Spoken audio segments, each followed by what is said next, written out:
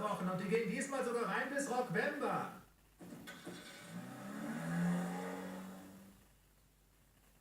Hey, Sie da drüben, vielleicht Interesse an einem spitzenmäßigen Hammer?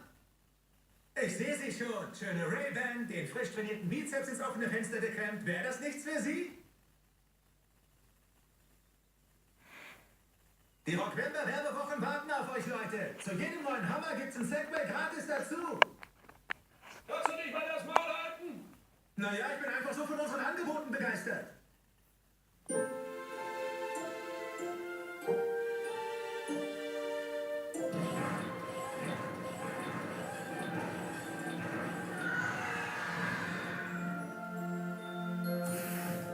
Wir haben ihn gefunden, Sir, aber von den verschwundenen Stimmzetteln keine Spur.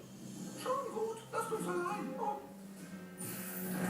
Jetzt pass mal gut auf, mein Kleiner. Der Grund dafür, dass in diesem Land alles so wunderbar funktioniert, ist, dass die Leute wählen gehen. Jede Stimme zählt und jeder, der... Ey, Scheißmaus. Dich interessiert das Wahlergebnis doch nur, weil Romney den Chinesen gezeigt hätte, wo es lang geht. Warum willst du mir nicht einfach sagen, wo du die Stimmzettel hast? Es würde dir einen sehr viel schmerzfreieren Tod bescheren, aber... Glaub mir, die sind da, wo sie auf keinen Fall jemand findet.